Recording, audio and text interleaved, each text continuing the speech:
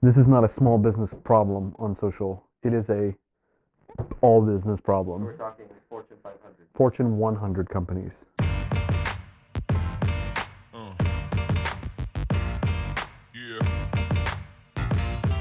Top 5 social media marketing mistakes.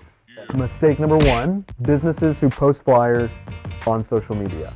That, in my mind, that is the equivalent of running a radio ad on television. People build print flyers, right? And then those flyers were built to get printed out and to get handed out in places, right?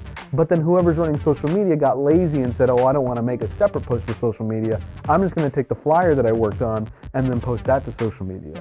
And then wonder why it doesn't work. The mistake number 2 is writing too much text into the copy, like the Facebook post or the Instagram post. It's 25% off all this week, and then we're open from 7 to 9, and then next week we have 50, and it's all in one single freaking post, right? You have to understand the context of where you're placing the stuff at, right? Because if I log on to Facebook right now, and I go through, this is what I do, right? It's like this. I'm scrolling.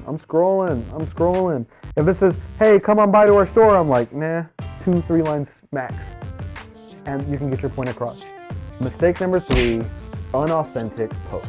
People will call you on your BS really quickly. Even if it's intended to be fake and scripted, people will ignore it because they know it's fake and scripted. You want everything to look so perfect, right? And so just like clean and polished that you are taking it to a level that people disrespect. Or you know you're just saying that because it's what people want to hear. For social media, if you're filming a video for social media, it's the same thing we're talking about the print flyers, right? If you're gonna post the video on social media, record it with social media in mind. So, mistake number 4, not answering comments. So, I feel like a lot of business owners, they post their Facebook pages up or their posts up, and then they ignore the comments that come in, or they ignore the messages sometimes, which is even more insulting to the customer. And they don't immediately think, oh, they're insulting me, right? They just think, oh, no one's answering their Facebook page.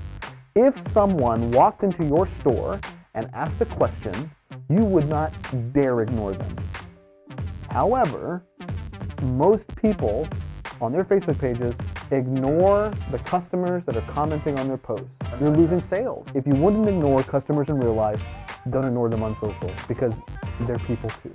Number 5 was targeting the correct demographic with your Facebook ads. A lot of people, especially beginners, will start and then just boost their post. That works for some very specific industries. However, if you own a retail store, for example, that sells clothing to younger aged women, like 18 to 30, 35, maybe into their 40s, then why in the world would you just boost the post to your local area when Facebook gives you the ability to target women between the ages of 18 and 40? Let's go even further than that. What kind of clothes are you selling? Is it clubbing clothes? Is it more formal business wear clothes? Think about your customers. What would those people that wear the type of clothes that I wear, what are they also interested in? Not everybody that lives in a 15 to 25 or 5, 10, 15 mile radius of your store cares about your store. So why waste money on them?